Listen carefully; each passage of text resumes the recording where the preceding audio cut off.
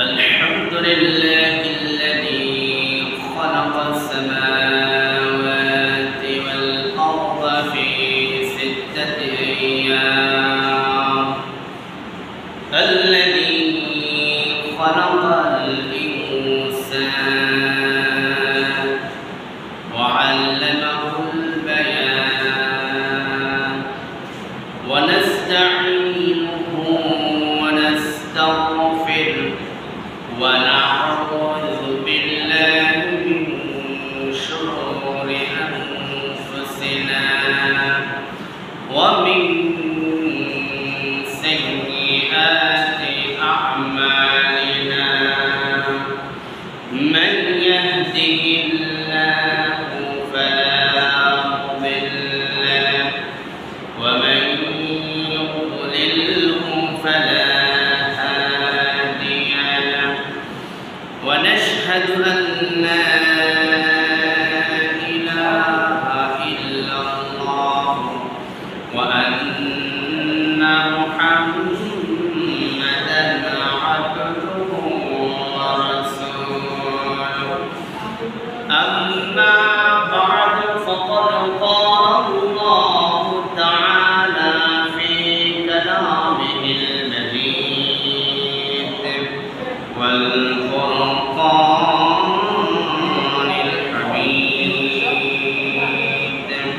أعوذ بالله من الشيطان الرجيم بسم الله الرحمن الرحيم إن الله وملائكته يصلون على النبي يا أيها الذين آمنوا صلوا عليه وسلموا تسليما اللهم صل على مدينة البنين كني তোমায় রইবনি দিন কাটে না রাত কাটে তোমার নামের ফলতনে অবস্থিত ঐতিহ্যবাহী বাইতুল নবী জামে মসজিদের সম্মানিত কমিটিবৃন্দ, সম্মানিত মুরব্বিনে কেরাম, যুবক ভাইয়েরা, ওলামায়ে কেরাম, ফুদালা আযম, বাহির থেকে আগত মেহমানবৃন্দ, পর্দার অন্তরালে শ্রবণরতা সতী সতবী আমার শ্রদ্ধা মা বোনেরা, সকলের প্রতি আমার আন্তরিক সালাম নিবেদন করছি। আসসালামু আলাইকুম ওয়া রাহমাতুল্লাহি ওয়া বারাকাতুহু। সকলে কেমন আছেন? আমরা শুকরিয়া জ্ঞাপন করছি মহান আল্লাহ সুবহানাহু ওয়া তাআলা, যার অপরন্ত দয়া ও ভালোবাসায় আমরা এখনো সুস্থতার সাথে বেঁচে আছি, যিনি আমাদের জন্য সার্বক্ষণিক রিজিক এবং তাওবার দরজা উন্মুক্ত করে রেখেছেন। সপ্তাহের শ্রেষ্ঠ দিন ইয়াউমুল জুমআহ দুনিয়ার সকল কাজ কর্ম থেকে বিরত রেখে শয়তানের যাবতীয় ষড়যন্ত্রকে মোকাবেলা করে আল্লাহ তাআলার ঘরে একত্রিত হওয়া যিনি সুযোগ করে দিয়েছেন, আওয়াজ দিয়ে বলুন তিনি কে? সে মহান সত্তার প্রতি কৃতজ্ঞতা স্বরূপ আমরা একটিবার শুকরিয়া জানাই, কৃতজ্ঞতা জানাই। আওয়াজ দিয়ে বলুন আলহামদুলিল্লাহ। বলুন রব্বানা লাকাল হামদ হামদান কাসীরা তাইয়িবান মুবারাকান ফীহি। শুকরিয়া আদায় করলাম কার? যিনি খুশি হন তিনি কে? দরুদ ও সালাম বিশ্বনবী সাইয়্যিদুল মুরসালিন ইমামনা কুদওয়াতুনা হাবিবুনা সানাদুনা তাবিবি কুলুবিনা মুহাম্মাদুর রাসূলুল্লাহ সাল্লাল্লাহু আলাইহি ওয়াসাল্লাম। এই পৃথিবীতে যে মানুষ যত বেশি ভদ্র, যত বেশি শিষ্টাচার, যত বেশি বিনয়ী, তার সম্মান সমাজে, পরিবারে, রাষ্ট্রে অনেক অনেক বেশি। কথা বলেন ঠিক না বেঠিক? উচ্ছৃঙ্খল মানুষের স্থান পরিবারে নাই, উচ্ছৃঙ্খল মানুষের স্থান সমাজে নাই, উচ্ছৃঙ্খল মানুষের স্থান রাষ্ট্রেও তাকে গণ্য করে না। কথা বলেন ঠিক না বেঠিক? ভদ্র, বিনয়ী, শিষ্টাচার, ভালো মানুষের কদর, ভালো মানুষের মর্যাদা পৃথিবীর প্রত্যেকটি স্থানে, প্রত্যেকটি জায়গায় যিনি দান করেন তিনি কে? আল্লাহ। সে আদব শিক্ষা আমাদের নেওয়া উচিত এবং আদব শিক্ষা দেওয়া আমাদের দায়িত্ব এবং কর্তব্য। সুবহানাল্লাহ। আপনার ব্যক্তিগত জীবনে আপনি যেমন বিনয়ী, আপনি যেমন শিষ্টাচার শিক্ষা গ্রহণ করেছেন, আপনি যেমন কোমল মতি একজন মানুষ, আপনার সন্তানকেও সেরকম আদব, আখলাক, শিষ্টাচার, ভদ্রতা শেখানো আপনার দায়িত্ব আছে না নাই? আল্লাহ নবী বিশ্বনবী মুহাম্মদ রাসূলুল্লাহ সাল্লাল্লাহু আলাইহি ওয়াসাল্লাম নবীর সাহাবীদেরকে নিয়ে একদিন তালিমি মাজলিসে বসা ছিলেন। আজকে যেভাবে আমি খুতবা দিচ্ছি, ভাষণ দিচ্ছি, আপনাদেরকে সামনে রেখে আমি কোরআনের থেকে হাদিসের কথা বলার জন্য বসেছি। আল্লাহ রাসূল সাল্লাল্লাহু আলাইহি সাল্লাম নবীর সাহাবীদেরকে নিয়ে একদিন এরকম ভাষণ দিচ্ছিলেন, বক্তব্য দিচ্ছিলেন, কথা বলার জন্য বসেছিলেন, আলোচনা পেশ করার জন্য বসেছিলেন। ওই সাহাবীর মধ্যে রাসূল সাল্লাল্লাহু আলাইহি সাল্লামের সাহাবী নাম হচ্ছে ওমর, ওমর ইবনে খাত্তাব। নাম কি? ওমর। ওমর ইবনে খাত্তাব তিনি বসা ছিলেন, তিনি উপস্থিত ছিলেন আল্লাহ রাসূলের সামনে।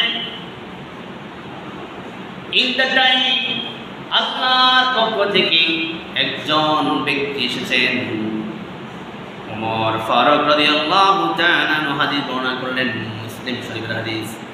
عن عمر بن الخطاب رضي الله تعالى عنه قال بينما نحن عند رسول الله صلى الله عليه وسلم ذات يوم إذ طلع علينا رجل شديد بياض الثياب وشديد سواد الشعر لا يرى عليه أثر السفر ولا يعرف منا أحد حتى إذا جلس النبي صلى الله عليه وسلم فأسند ركبته إلى ركبته ووضع كفيه على فخذه وقال يا محمد أخبرني عن الإسلام. سبحان الله. পড়ে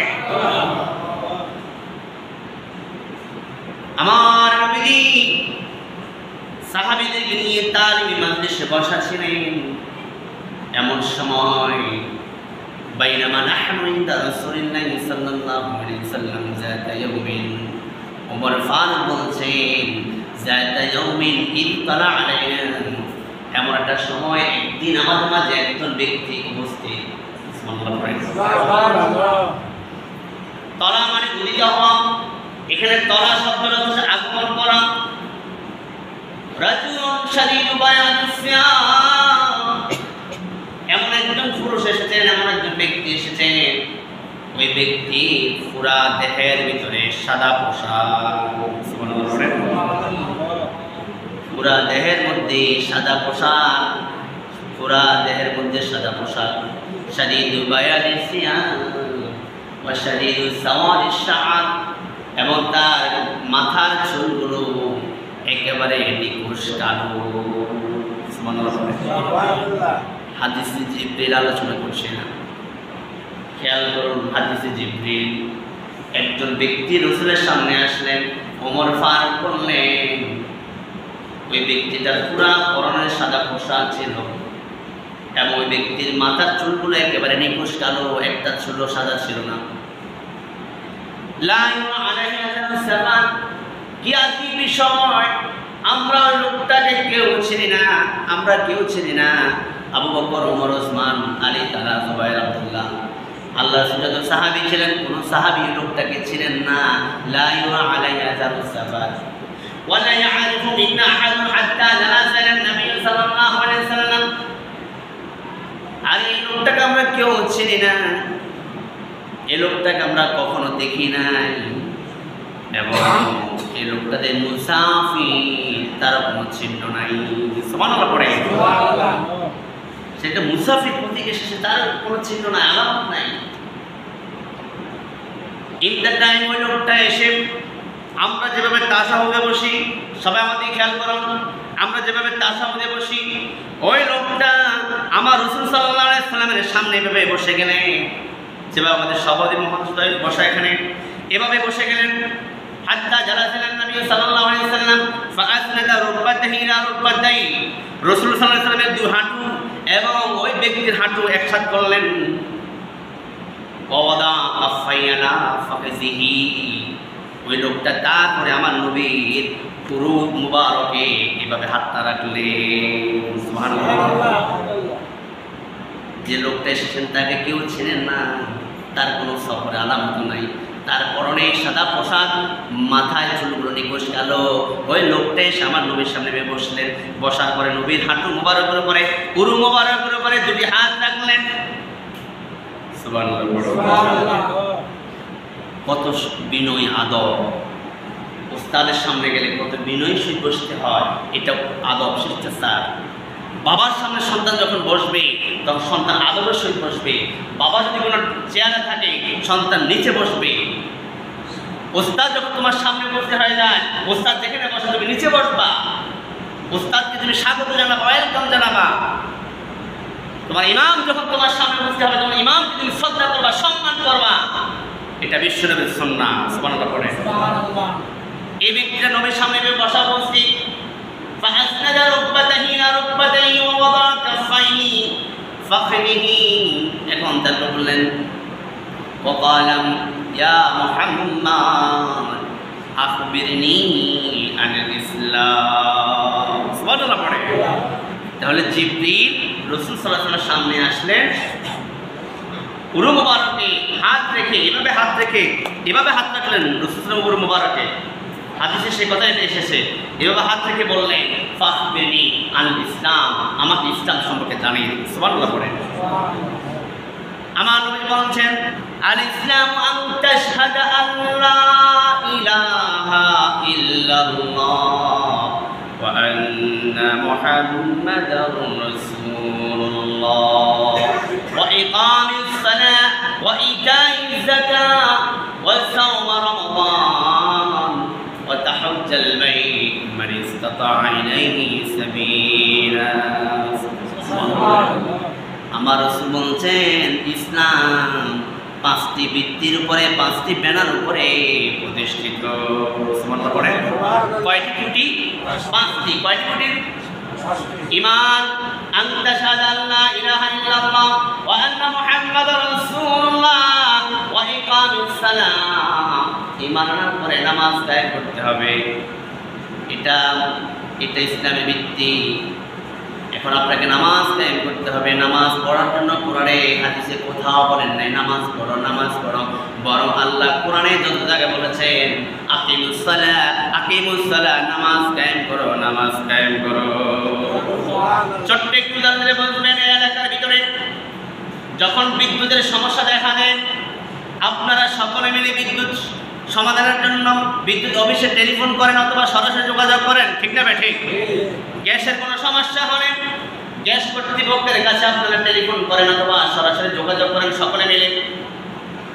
বিদ্যুৎ ট্রান্সমিটার নষ্ট হয়ে গেলে কর্তৃপক্ষ লাগাতে দেরি হলে আপনারা সামাজিকভাবে টাকা কালেকশন করে একটা ট্রান্সমিটার আপনারা সেখানে প্রতিস্থাপন করেন, ঠিক না ঠিক? এই এলাকার রাস্তায় যদি কোনো সমস্যা হয় সকলের টাকা কালেকশন করে সামাজিকভাবে আপনার রাস্তাটা মেরামত করার সিদ্ধান্ত নেন। এই এলাকার কোনো সমস্যা হলে সামাজিকভাবে আপনারা সমস্যা সমাধানের জন্য সিদ্ধান্ত গ্রহণ করেন। মসজিদের কোনো উন্নয়নের প্রয়োজন হলে সামাজিকভাবে সকলের টাকা সংগ্রহ করে মসজিদটাকে উন্নয়ন করার জন্য সিদ্ধান্ত গ্রহণ করেন। আমি আপনাদের কাছে প্রশ্ন রাখতে চাই, প্রত্যেকটি কাজ ঐক্যবদ্ধভাবে আপনারা করার কারণে কাজের মধ্যে সফলতা আছে না নাই, উপকার আছে না নাই? আমার আল্লাহ সুবহানাহু ওয়া তাআলা বলেছেন আকিমুস সালাহ, নামাজ কায়েম করো, নামাজ কায়েম করো। তোমার সন্তানটা নামাজ পড়ে না, তাকে নামাজের দিকে আহ্বান করো। তোমার এলাকার 10টা ছেলে বেনামাজি, নামাজ পড়ে না, মসজিদ ছিনে না। সমাজে বিদ্যুৎ চলে গেলে যেভাবে সকল মানুষ অন্ধকারে ডুবে থাকে, গ্যাস চলে গেলে যেভাবে সকলের বাসা বাড়িতে রান্না বন্ধ হয়ে যায়, রাস্তায় যদি কোনো রাস্তা ভেঙে যায় তাহলে যোগাযোগ ব্যবস্থা বিচ্ছিন্ন হয়ে যায়, সকলে ক্ষতিগ্রস্ত। এলাকার 10টা ছেলে যারা নামাজ পড়ে না, তারা তো দিন দিন বেনামাজি হওয়ার কারণে দিন দিন জাহান্নামের দিকে এগিয়ে যাচ্ছে। কথা বলে ঠিক না ঠিক? ও মুসলমান ভাইয়ারা আমার, তাহলে 10টা ছেলেকে নামাজি বানানো দরকার আছে না নাই? কোরআনে সেটা বলেছেন আকিমুস সালাহ, নামাজ কায়েম করো। আপনি মসজিদ উন্নয়ন করবেন ভালো কথা, কিন্তু নামাজ না থাকলে মসজিদ উন্নয়ন করে কি লাভ হবে? 1 তলা 2 তলা 3 তলা 5 তলা করে কি লাভ হবে মুসল্লি না থাকলে? বরং মসজিদ 3 তলা 5 তলা করার আগে মুসল্লিকে বিল্ড আপ করতে হবে, মুসল্লি কালেকশন করতে হবে। মুসল্লি যখন মসজিদে আসবে তখন নিজেই তার নামাজের একাগ্রতা আসার জন্য, নামাজের তৃপ্তি পাওয়ার জন্য সে নিজেই চিন্তা করবে মসজিদে কোন জিনিসটা প্রয়োজন। ঠিক নেবে ঠিক? মুসল্লি মসজিদে আসতে বুঝবে বিদ্যুতের প্রয়োজন আছে না নাই, প্রয়োজন আছে না নাই, 3 তলা 4 তলা করার প্রয়োজন আছে না নাই। আর মুসল্লি তো নাই, আপনার 10 তলা করে কি লাভ হবে? কথা ঠিক না ঠিক? আকিমুস সালাহ, নামাজ কায়েম করো। আপনাকে সিদ্ধান্ত নিতে হবে নামাজ আপনি কায়েম করতেই হবে। একটা নামাজ পড়ে জান্নাতে চলে যাবেন, এটা হতে পারে না, এটা আল্লাহ রিসিভ করবেন না। সন্তানগুলোকে নামাজি বানাতে হবে, ছেলে বধূকে নামাজি বানাতে হবে, কন্যা সন্তানকে নামাজি বানাতে হবে, এলাকার যুবকদেরকে নামাজ থেকে আহ্বান জানাতে হবে। এটি তো আপনার কাজ, এটা তো নামাজ প্রতিষ্ঠা। আকিমুস সালাহ ওয়া আতুজ যাকাত, 3 নম্বরে রাসূল বলেছেন যাকাত প্রতিষ্ঠা করতে হবে। যাকাত নিজে দিবেন, আরেকজন থেকে কালেকশন করে যাকাত আদায় করে নেবেন। আকিমুস সালাহ ওয়া আতুজ যাকাত ওয়া তাসুম রমাদান, বছরে একটা মাস রমজান আসে, ওই রমজান মাসে তোমরা 30টি রোজা রাখবা। সুবহানাল্লাহ। ওয়া তাহাজ্জাল বাইত মান ইসতাতা ইলাইহি সাবিলা, 5 নম্বর হচ্ছে তোমার যখন সামর্থ্য থাকবে, সুযোগ হবে, তুমি আল্লাহর ঘর জিয়ারত করার জন্য তুমি রওনা হয়ে যাবা। সুবহানাল্লাহ পড়ে কাবা জিয়ারত করার জন্য নিয়ত করবা, কাবা জিয়ারত করার জন্য পাসপোর্ট করবা, কাবা জিয়ারত করার জন্য ভিসা ওকে করবা, কাবা জিয়ারত করার জন্য সংসারটাকে গুছিয়ে নেবা, কাবা জিয়ারত করার জন্য তোমার অর্থটা হালাল না হারাম সেদিকে তুমি একটু মনোযোগ দিয়ে হারাম ত্যাগ করে হালাল অর্থ উপার্জন করে কাবার পথে রওনা হয়ে যাবা। সুবহানাল্লাহ বলে। যিনি প্রশ্ন করেছেন ওনার নাম জিবরাইল। যিনি প্রশ্ন করেছেন ওনার নাম কি? সবাই বলেন ওনার নাম কি? এই হাদিস তো আজকে আল্লাহ তো গত 5 বছর আলোচনা হয়, আজকে প্রথম। এই জন্য মনোযোগ করে লাভ হবে আপনার। জিবরাইল আলাইহিস সালাম রাসূলকে বলছেন আমাকে ইসলাম সম্পর্কে জানিয়ে দিন। রাসূল কয়টা বলেছেন? আরে কয়টা বিষয়ের কথা বলেছেন? এই 5টা বিষয়ের নাম ইসলাম। সুবহানাল্লাহ পড়ে।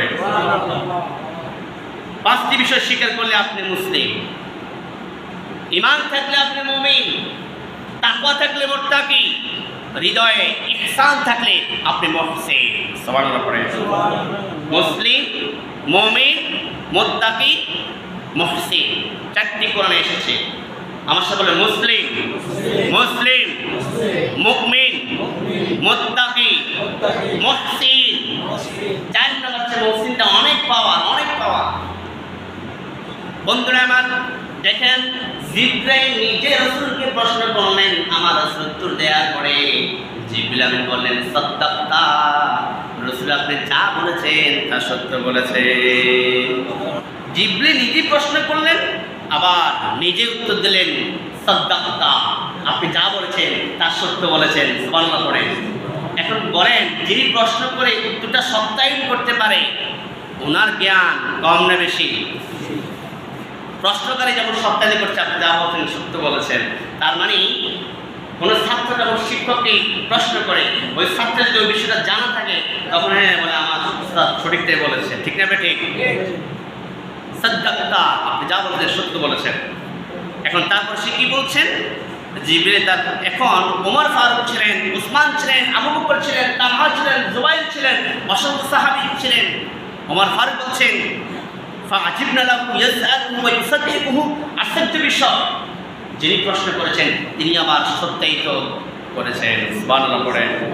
আশ্চর্যের বিষয় এটা আমার ভাইয়ারা।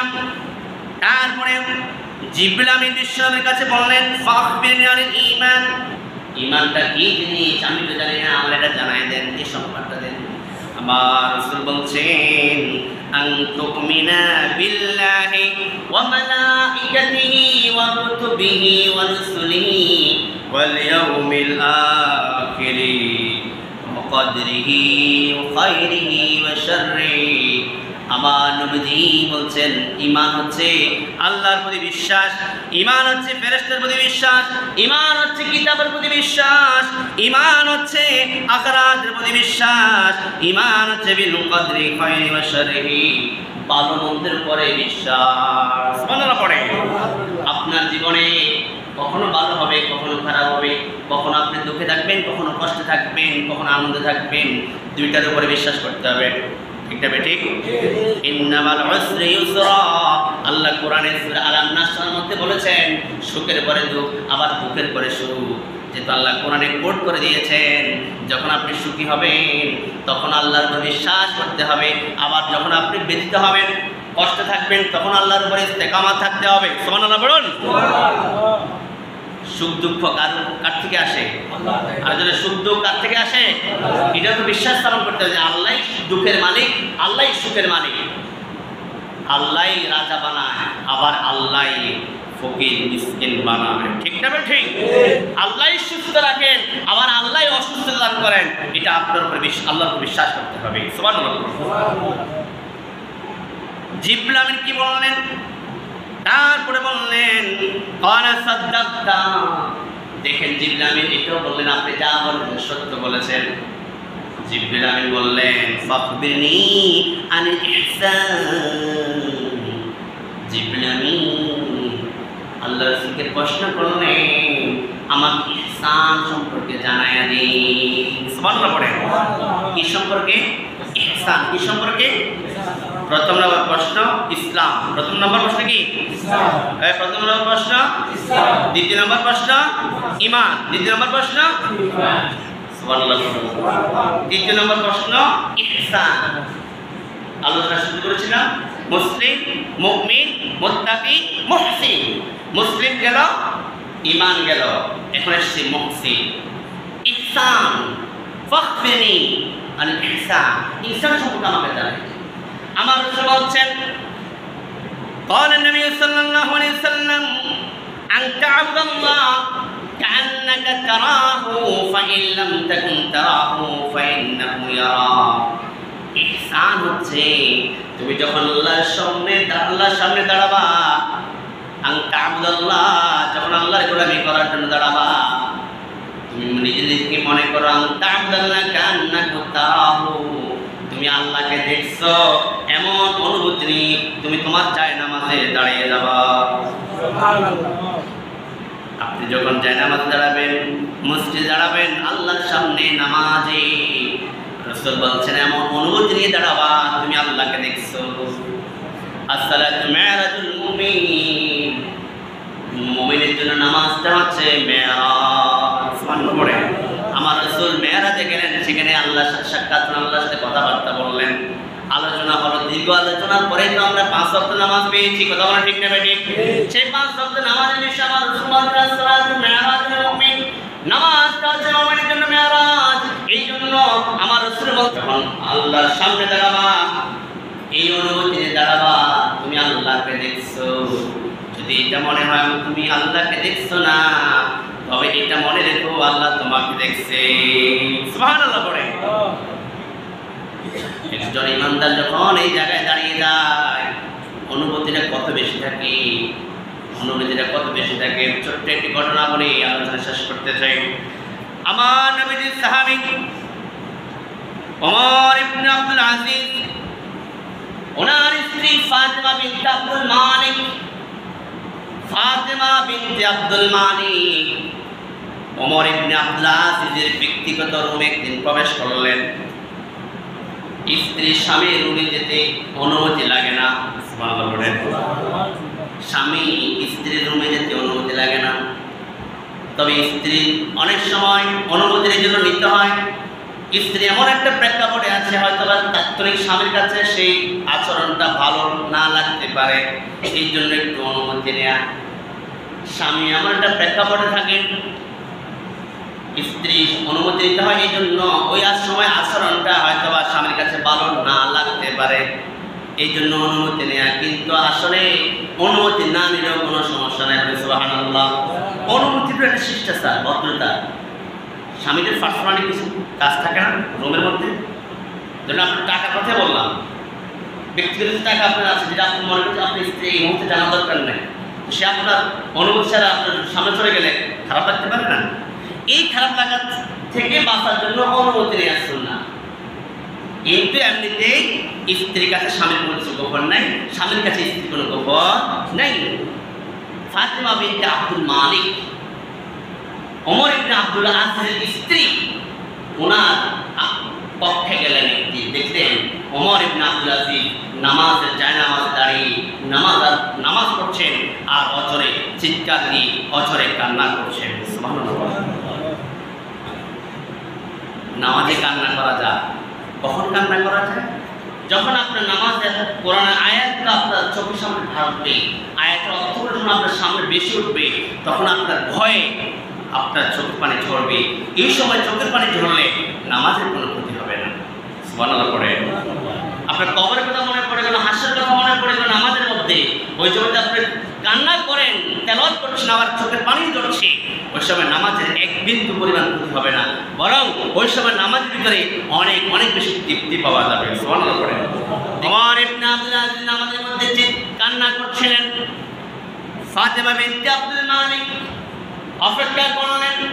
ওমর ইবনে আব্দুল আজিজ নামাজ সমাপ্ত হলো, নামাজ শেষ হওয়ার পরে তোমার স্বামীকে বললেন, ও আমার স্বামী, আপনি নামাজে মন ধরে কেন কান্না করছেন? নামাজের মধ্যে ধরে কান্না করছেন, আপনার কোনো সমস্যা হয়েছে কিনা? স্বামীদের মন খারাপ থাকলে, স্বামীদের মনটা ভালো না থাকলে, একজন আদর্শবান স্ত্রীর দায়িত্ব হচ্ছে স্বামীর কাছ থেকে তার কথাটা বের করে নেওয়া। স্বামী কোন ব্যথায় ব্যথিত হয়ে আছে, কারণ স্বামীর ব্যথা দুঃখটা যখন স্ত্রীর কাছে শেয়ার করা হয়, স্ত্রী যখন জানতে চায়, তখন স্বামীর ভিতরে, মনের ভিতরে, হৃদয়ের মধ্যে অনেক ব্যথা দূর হয়ে যায়। সুবহানাল্লাহ পড়ে। কথাটা শুনতে আশ্চর্য হলো, এটাই সুন্নাহ, এটাই ইসলাম। কারণ তার ভিতরে হৃদয়ের সাথে আল্লাহ একটা হৃদয় ফিট করে দিয়েছেন, একটা অনুভূতি ফিট করে দিয়েছেন, একটা ভালোবাসা ফিট করে দিয়েছেন। সেই ভালোবাসার জায়গা থেকে স্ত্রী যখন স্বামীর দুঃখে দুঃখিত হয়, স্বামীর মনটা অনেক হালকা হয়ে যায়। ঠিক না? ঠিক। দেখেন শিক্ষা, এখানে শিক্ষা। ফাতেমা বিনতে আব্দুল মালিক বললেন, প্রিয় তোমার স্বামী আপনার কি হয় না, কোনো সমস্যা হয়েছে নাকি? ওমর ইবনে আব্দুল আজিজ বললেন, প্রিয় তোমার স্ত্রী, আমার রাসূল সাল্লাল্লাহু আলাইহি সাল্লাম আমাকে দায়িত্ব দিলেন, উম্মতি মুহাম্মাদের দায়িত্ব দিয়ে গেলেন। উনি তখন আমিরুল মুমিনিন। সুবহানাল্লাহ পড়ে। বিশ্বনবীর রাষ্ট্রনায়ক ছিলেন। বিশ্বনবীর পরে আবু বকর রাষ্ট্রনায়ক ছিলেন। আবু বকরের পরে ওমর ফারুক রাষ্ট্রনায়ক ছিলেন। আমিরুল মুমিনিন, রাষ্ট্রের নায়ক, রাষ্ট্রের প্রধান সরকার ছিলেন ওমর। তিনি বললেন, ফাতেমা বিনতে আব্দুল মালিক, এই রাষ্ট্রের ভিতরে, এই মহল্লার ভিতরে, পাড়ার মধ্যে, এই এলাকার ভিতরে অনেক গরিব মানুষ আছে, অনেক অসহায় মানুষ আছে, অনেক দুর্বল মানুষ আছে, অনেক অসুস্থ মানুষ আছে, অনেক মাজলুম ব্যক্তি আছে, অনেক ক্যাটাগরির মানুষগুলো আছে। সবগুলো মানুষের দায়িত্ব আমার ঘাড়ের উপরে। সবগুলো মানুষের দায়িত্ব আমার ঘাড়ের উপরে। আপনার ছেলে মেয়ে, কেউ অসুস্থ, কেউ সুস্থ, কেউ ছোট, কেউ বড়, প্রত্যেকটি ছেলে মেয়ের দায়িত্ব বাবার আছে না নাই? সমাজের প্রতিনিধি যিনি, ওই সমাজের প্রত্যেকটি পরিবারের দায়িত্ব তার আছে না নাই? তিনি বললেন, ও আমার স্ত্রী, ফাতিমা বিনত আব্দুল মালিক কিয়ামতের ময়দানে আল্লাহ যখন আমাকে ধরবে, আমার অধীনে আমি রাষ্ট্রনায়ক ছিলাম, কিছু মানুষ না খেয়ে মারা গেছে, চিকিৎসার অভাবে মারা গেছে, সরকারিভাবে হসপিটাল ছিল রাষ্ট্রীয়ভাবে, কিন্তু আমার সঠিক তদারকির কারণে সে সরকারের ট্রিটমেন্ট পায় নাই। সরকারিভাবে প্রতিষ্ঠান ছিল পড়াশোনার জন্য, কিন্তু আমার অধীনে তাকে আমি তালিমের মাদ্রাসা ব্যবস্থা করতে পারি নাই। অসুস্থ রোগী সেটাও আমি সুস্থতা করতে পারি নাই। অনেক মানুষ খাবার অভাবে মারা গেছে, আমি খাবার পৌঁছাতে পারি নাই। কোন একটি ভুলের কারণে যদি আমাকে ধরে, কিয়ামতের ময়দানে বিশ্বনবী মুহাম্মদ রাসূলুল্লাহ যিনি সুপারিশ করবেন, তিনি কিন্তু উম্মতে মুহাম্মদের পক্ষে রায় দেবেন, উম্মতে মুহাম্মদের পক্ষে থাকবেন। ওই দিন আমি ওমর ইবনে আব্দুল আজিজ কোন কথা বলে, কোন যুক্তি দিয়ে আমি পার পাবো, আমি মুক্তি পাবো সেটা তো জানি না। কারণ ওমর ইবনে আব্দুল আজিজ যখন নামাজে দাঁড়ালেন, যখন তিনি আদায় করলেন মালিকি ইয়াউমিদ্দিন, বিচার দিবসের মালিক যিনি, তিনি কে? আপনি যখন নামাজে দাঁড়াবেন আর যখন বলেন মালিকি ইয়াউমিদ্দিন, তিনি একজন বিচারক আছে। আমি তো বিচার করে এসেছি, নামাজে দাঁড়ালাম, আমার বিচার কি হলো, কি করলাম? আল্লাহ তো বড় উত্তম বিচারক। সূরা ৩ বললেন আলাইসাল্লাহু বিআহকামিল হাকিমিন, আল্লাহ কি উত্তম বিচারক নন? সুবহানাল্লাহ বলে। উত্তম বিচারক কে? আল্লাহ। আরেকজনে কে? আল্লাহ। পরিবারে পারিবারিক মিটিং করেছেন, সন্তান বলে ইনসাফ করতে পারেন না, মসজিদে এসেছেন, সূরা ফাতিহা পড়ছেন মালিকি ইয়াউমিদ্দিন। এই আয়াতের কথা যখন মনে পড়ে গেল, আরে আল্লাহ তো উত্তম বিচারক, আমি তো সঠিক বিচার করতে পারলাম না, আমার কি উপায় হবে? কথা বলে ঠিক না ঠিক? আপনি সমাজের 10টা বিচার করে নামাজে আসছেন, টাকা খেয়ে বিচার 2 নম্বরই করেছেন, রং চা কফি খেয়ে 2 নম্বরই বিচার করেছেন, আপনার দলের লোক হওয়ার কারণে বিচারটা সঠিক করেন নাই। আপনার যে ইমাম থাকে, নামাজে যখন দাঁড়াবেন মালিকি ইয়াউমিদ্দিন, বিচার দিবসে মালিক কে? আল্লাহ। ইমানদার তখন তার হৃদয়টা কেঁপে উঠবে, আমি কি করলাম আর আল্লাহ কি বলছে। ওমর ইবনে আব্দুল আজিজ নামাজে অজরে কান্না করা শুরু করে দিলেন। প্রিয়তমা স্ত্রীকে বললেন, প্রিয়তমা স্ত্রী, আল্লাহ যেদিন আমাকে ধরবেন আমি কোন যুক্তি দিয়ে মুক্তি পাবো সেটা তো আমার জানা নাই, এই জন্য আমি আমার কান্না এসে গেছে। সুবহানাল্লাহ করে।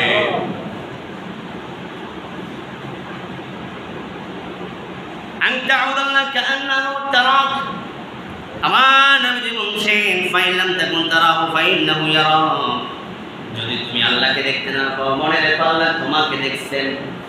সুবহানাল্লাহ। তারপরে বলছেন ক্বালা ফাখবিরনি আনিস সাআ, এখন জিবরিল আমিন বললেন ইয়া রাসূলুল্লাহ ফাখবিরনি আনিস সাআ, আমাকে কিয়ামত সম্পর্কে জানিয়ে দেন। সুবহানাল্লাহ বলে। কিয়ামত সম্পর্কে জানতে জিবরিল আমিন চেয়েছিলেন, প্রশ্ন করেছেন ফাখবিরনি আনিস সাআ, কিয়ামতটা কখন হবে রাসূল আপনি আমাকে বলে দিন। রাসূল কি উত্তর দিলেন? মাল মাসউল আনহা বিআলাম মানিস সাইল, তিনি বললেন আমার সেই প্রশ্নকারী ভালো জানেন, আমি তো জানি না। সুবহানাল্লাহ পড়েন। রাসূল জানেন কিয়ামত কখন হবে জানেন? রাসূল জানতেন না, জানেন না, বরং আমার রাসূল গায়েবও জানেন না, রাসূলকে যেটা জানানো হয় রাসূল সেটাই জানতেন। সুবহানাল্লাহ পড়েন। জিবরিল আমিন উত্তর পান নাই, কারণ রাসূলও কিয়ামত কখন হবে বলতে পারেন নাই। তখন কি বলছেন? ঠিক আছে ফাখবিরনি আন আমারাতিহা, কিয়ামতটা কখন হবে আপনি জানেন না, ঠিক আছে, কিন্তু কিয়ামতের কিছু আলামত আমাকে জানাই দেন। সুবহানাল্লাহ বলেন। আমার রাসূল বলছেন আনতালি জালামাত রাব্বাতাহা ওয়া আনতারাল হুফাতাল ওরাতাল আলা, আমার নবী বলছেন কিয়ামতের আলামত হচ্ছে যখন দাসী তার মনিবকে প্রসব করবে। খেয়াল করুন, দাসী তার মনিবকে প্রসব করবে, অর্থাৎ দাসী তার মনিবকে জন্ম দেবে, এটা কিয়ামতের আলামত। তারপরে বলছেন যখন অযোগ্য ব্যক্তি যোগ্য স্থানে এসে যাবে। বুঝলি বা আর কিয়ামত বেশি দূরে নাই, কিয়ামত আর বেশি দূরে নাই। অযোগ্য ব্যক্তি যখন যোগ্য স্থানে এসে যাবে কিয়ামত সন্নিকটে। নাউজুবিল্লাহ বলেন। বন্ধুরা আমার, প্রত্যেকটি সেক্টরে আজকে যোগ্য ব্যক্তির সম্মান নাই, যোগ্য ব্যক্তির ইজ্জত নাই। অযোগ্য ব্যক্তি যোগ্য স্থানে এসে গেছেন, এসে যাচ্ছে, এটা কিয়ামতের আলামত, কিয়ামতের আলামত। আব্দুল আজিজ কেন কান্না করেছেন? একটাই কান্না, কারণ রাসূল বলেছেন কুল্লুকুম রাঈন ওয়া কুল্লুকুম মাসউলুন আন রায়াতিহি। আল্লাহ নবী বলেছেন কিয়ামতের ময়দানে প্রত্যেকটি মানুষ দায়িত্বশীল, কিয়ামতের ময়দানে তার দায়িত্ব সম্পর্কে প্রশ্ন করা হবে। আপনি বাবা পরিবার নিয়ে প্রশ্নের জিজ্ঞাসিত হবেন, আপনি সমাজের সর্দার, সমাজের নেতা, আপনার সমাজ সম্পর্কে আপনাকে প্রশ্নবিদ্ধ করা হবে। আপনি ওয়ার্ডের কাউন্সিলর, আপনি ইউনিয়ন চেয়ারম্যান, সংসদ সদস্য, যাই কিছু হন না কেন, ওই আপনার নিয়ন্ত্রণাধীন আপনার এরিয়া সম্পর্কে আপনাকে জিজ্ঞাসিত করা হবে। আমি ইমাম সাহেব গোসল নিয়ে জিজ্ঞাসিত করা হবে, আমাকে ছাড় দিবে না, আমাকে ছাড় দিবে না। এই জন্য একজন যার ভিতরে ঈমান আছে, আল্লাহর ভয় আছে, আখিরাতের ভয় আছে, ওই ব্যক্তি কোরআন সুন্নাহর কথা বলে যায়, ওই ব্যক্তি কোরআন সুন্নাহ থেকে নিজেকে দূরে রাখতে পারে না। কারণ যিনি ভয় করেন একমাত্র আল্লাহকে, আল্লাহকে ভয় করার কারণে কোরআন সুন্নাহর সঠিক কথাগুলো মানুষের কাছে উপস্থাপনা করতে হয়। ঠিক না ঠিক? এতে করে কেউ নারাজ, কেউ সন্তুষ্ট, কেউ অসন্তুষ্ট হতেই পারে, কিন্তু আমাদেরকে যার সন্তুষ্টিকে ফলো করতে হবে তিনি কে? আল্লাহ। তারপর কি বলছে রাসূল? অযোগ্য ব্যক্তি তো যোগ্য স্থানে এসে যাবে, আর যোগ্য ব্যক্তি তো সেখানে যাওয়ার স্থানে পাবে না, আবার যেতেও চাইবে না। একজন ইমানদার, একজন আখিরাতমুখী ভয় করে, আল্লাহকে যে যত বেশি ভয় করে সে সবচেয়ে বেশি তার দায়িত্বকে ভয় করে। সুবহানাল্লাহ। দায়িত্বকে ভয় করে, কারণ কুল্লুকুম রাঈন ওয়া কুল্লুকুম মাসউলুন আন রাইয়াতিহি। কারণ তার দায়িত্ব সম্পর্কে তাকে জিজ্ঞাসা করা হবে, এই জন্য সে বেশি ভয় পাবে। আর অযোগ্য ব্যক্তিদের সে মনে করে আমি দায়িত্ব পেয়েছি, আমার পাওয়ার, আমার ক্ষমতা, এটা আমার প্রয়োজন। চিল্লা বলে নাউযুবিল্লাহ। অযোগ্য ব্যক্তি যখন যোগ্য স্থানে আসবে বুঝতে হবে কিয়ামত আর দূরে নয়, কিয়ামত সন্নিকটে, টু দা টুমরো, কিয়ামত সংঘটিত হতে যাচ্ছে। তার বলছে নগ্ন পা, নগ্ন দেহের অধিকারী, একেবারে গরিব, জীর্ণশীর্ণ ব্যক্তি, ওই ব্যক্তি সমাজের ভিতরে বড় বড় দালান কোঠার মালিক হবে, ওই ব্যক্তি বড় বড় পয়সাওয়ালা হবে। যখন দেখবা একেবারে ফকির, মিসকিন, অসহায় ব্যক্তি, যার পরনে জুতা ছিল না, যার পায়ে জুতা ছিল না, পরনে কাপড় ছিল না, দেখবেন সে যখন কোটি টাকার মালিক হয়ে যাবে বুঝতে হবে কিয়ামত আর বেশি দূরে নয়, কিয়ামত একেবারে সন্নিকটে। এই মেসেজটা দিয়েছেন বিশ্বনবী মুহাম্মদুর রাসূলুল্লাহ সাল্লাল্লাহু আলাইহি ওয়াসাল্লাম। আওয়াজ বলুন সুবহানাল্লাহ। কারণ আপনারা দেখেন সমাজের তালুকদার, শিকদার, কাজী, বড় বড় বংশীয় যারা ছিলেন এরা দিন দিন ড্যামেজ হয়ে যাচ্ছে। ঠিক না ঠিক? দিন দিন ড্যামেজ হয়ে যাচ্ছে। প্রভাবশালী বাড়িওয়ালারা, নামদারি বাড়িওয়ালারা, এরা নতুন করে উদিত হচ্ছে, যার কিছুই ছিল না সে এখন কোটি টাকার মালিক হচ্ছে। এ হওয়াটা অস্বাভাবিক কিছু না, স্বাভাবিক। তবে এটাই কিয়ামতের আলামত। চিল্লা বলেন নাউযুবিল্লাহ।